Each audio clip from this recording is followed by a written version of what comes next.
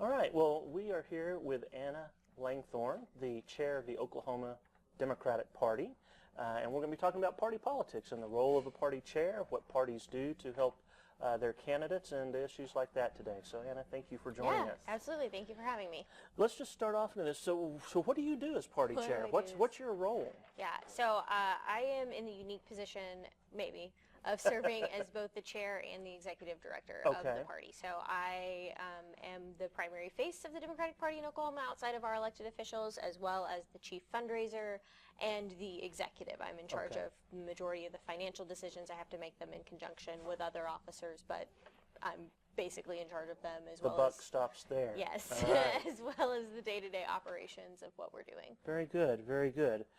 Can you tell us a little bit about the organizational structure of the party? So we have 4 central officers, me, a vice chair, a treasurer, and a secretary. We have 2 representatives to the DNC. Okay. And then we have a governing board, which we call our central committee, which is composed of representatives from each congressional district, 3 officers, as well as 4 affirmative action members and representatives of each of our statewide federations. So the Young Democrats, the Veterans, the Women's Federation, and Stonewall, the LGBT Democrats. Okay. And then beneath that, we have county parties, which are each composed of 3 officers, a chair, a vice chair, and a secretary. And then when you get down below that, you get into precinct officers and local clubs. And so it really is kind of a grounds-up kind of operation where things that happen at that local precinct level can filter up to the state level. And that's how all of our elections happen, is we elect precinct officers who elect county officers who elect our statewide officers. Okay, excellent. So that was one of the questions I was going to have, is how are the members of that central committee? They are elected by members of their party in a sense. Yeah. All right, very good, very good. All right, so one of the things that students always have a question about, it comes to when we talk about presidential elections, is how do those people called presidential electors get chosen? And so I thought I'd throw that out to you. Yeah. How does the Democrat Party in Oklahoma determine who their electors will be? So those are chosen by our central committee, by our governing board, and we have 1 member who represents each congressional district, and then 2 at-large members. Okay. And so that central committee will, I guess, take a vote or in some way to approve that slate of electors. Awesome. If someone had an interest in being an elector, how would they go about showing that interest or asking to be considered? My recommendation would be to first contact your representative on the central committee, because, like I said, our central committee is composed of representatives from each congressional district. So if you're from Congressional District 2, contact your Congressional District 2 representative on the committee and say, I want to do this, and then they'll present it to the committee and we'll vote. Very good. Very good. All right, so we talk about party platforms in our classes. Walk us through how that party platform is created in the process that goes into creating that. So, oddly enough to a lot of people, the Oklahoma Democratic Party actually technically does not have a platform. Oh, very interesting. We adopt the platform of the DNC. So whatever the DNC passes at their 4-year convention is the platform of the Oklahoma Democratic Party.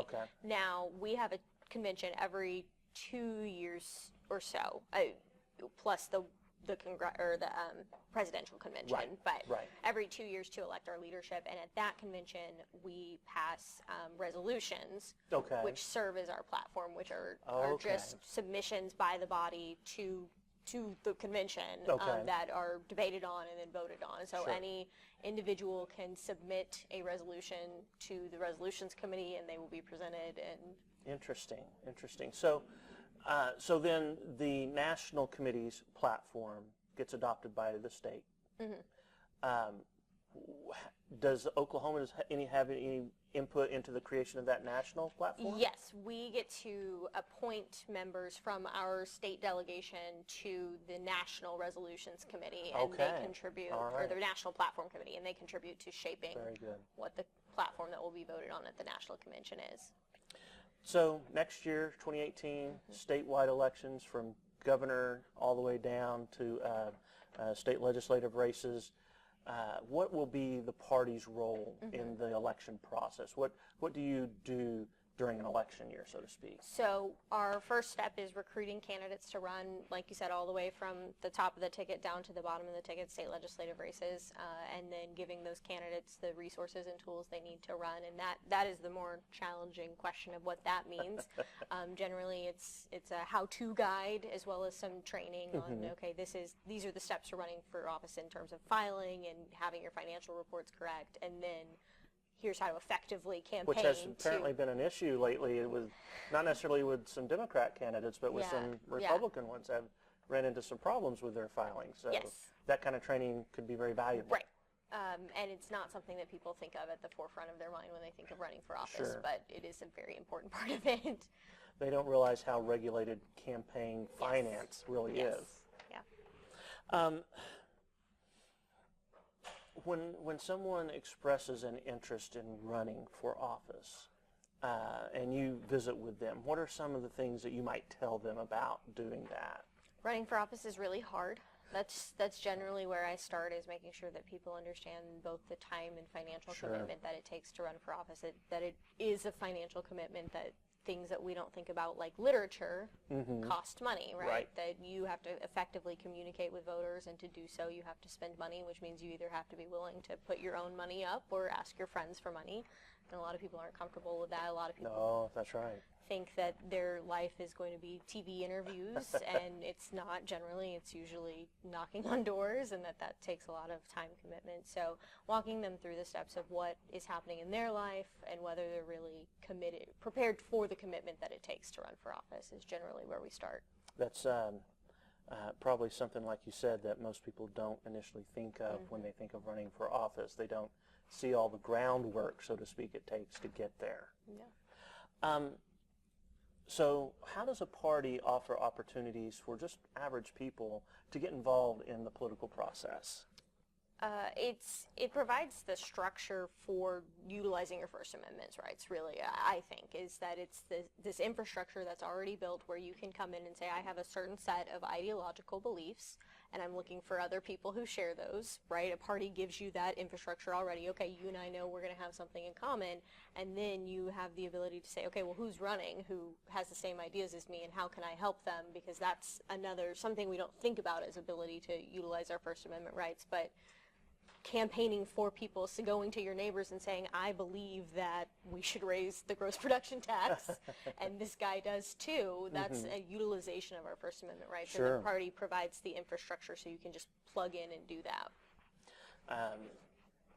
A lot of people seem to think that parties are, somehow almost these mystical organizations that only certain people are able to get into, but my experience has been it's very easy for someone to plug into a political party and become active and meet these elected officials. Yeah, I am 25 years old. And not the common age for a party chair. No, right? but I say that to say that you're exactly right. That I 7 years ago, almost 8 years ago now, decided I wanted to get involved, and so I just started showing up, and here we are, where I'm running the show, kind of. Right. So it can be done. You're an example of that. It can absolutely be done.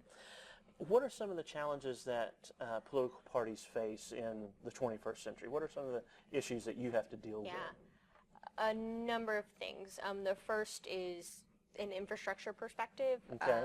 We're kind of a weird, unique organization, really, like, very unique in that we're kind of categorized as a nonprofit, but we're also not a nonprofit. So we're entirely funded by individual contributors. We cannot take any kind of corporate money, and we're very limited in the kind of PAC money that we can take. So a nonprofit can get a sponsorship from Devon or whoever, right? Corporations who have a lot of money while also taking individual donations. Obviously, normal businesses make their money from selling a good or a service, whereas we are completely limited to individual contributions.